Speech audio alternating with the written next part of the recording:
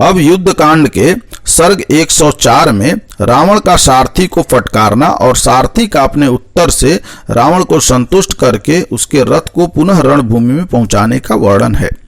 रावण काल की शक्ति से प्रेरित हो रहा था, अतः मोहवश अत्यंत कुपित हो क्रोध से लाल आंखें करके अपने सारथी से बोला, दुर्बुद्धे, क्या तूने मुझे पराक्रम शून्य, असमर्थ, पुरुषार्थ शून्य, डरपोक, ओछा, धैर्यहीन, निस्तेज, माया रहित और अस्त्रों के ज्ञान से वंचित समझ रखा है? जो मेरी अवहेलना करके तू अपनी बुद्धि से मनमाना काम कर रहा है। मेरा अभिप्राय क्या है, यह जाने बिना ही मेरी अवहेलना करके तू किस लिए शत्रु के सामने मेरा यह रथ हटा लाया? अनार्य, आज तूने मेरे चिरकाल से उपार्जित यश, पराक्रम, तेज और विश्वास पर पानी फेर दिया। मेरे शत्रु का बल पराक्रम विख्यात है, उसे अपने बल विक्रम द्वारा संतुष्ट करना मेरे लिए उचित है, और मैं युद्ध का लोभी हूँ।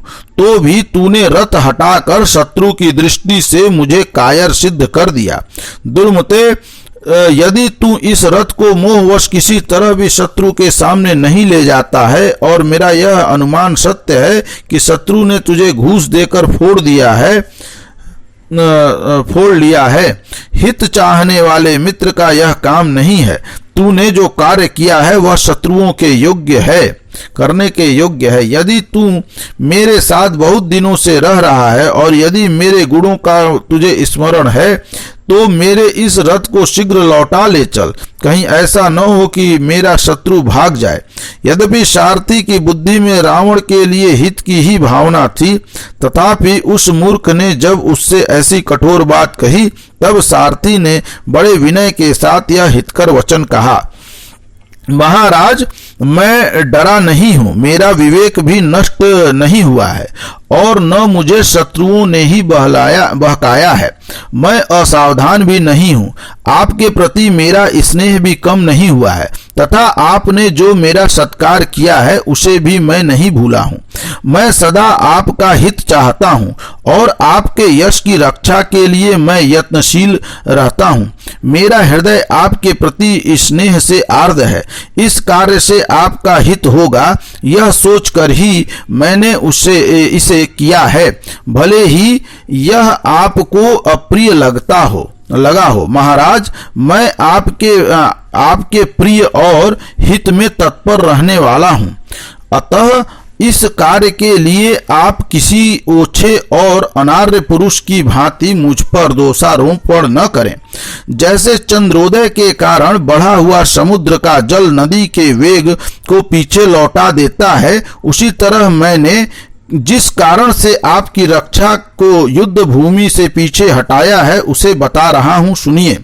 उस समय मैंने यह समझा था कि आप महान युद्ध के कारण थक गए हैं। शत्रु की अपेक्षा मैंने आपकी प्रबलता नहीं देखी, आप में अधिक पराक्रम नहीं पाया। मेरे घोड़े भी रथ को खींचते खींचते थक गए थे, इनके पांव लड़खड़ा रहे थे। ये धूप से पीड़ित हो वर्षा की मारी हुई गौओं के समान दुखी हो गए थे। साथ ही इस समय मेरे सामने जो जो लक्षण प्रकट हो रहे हैं, यदि वे सफल हुए तो हमें उसमें आपका अमंगल ही दिखाई देता है। सारथी को देश काल, शुभाशुभ लक्षणों, रथी की चेष्टाओं का, उत्साह, अनुत्साह और खेद का तथा बलाबल का भी ज्ञान रखना चाहिए। धरती के जो ऊंचे नीचे सम विषम स्थान हो उसकी भी जानकारी रखनी चाहिए।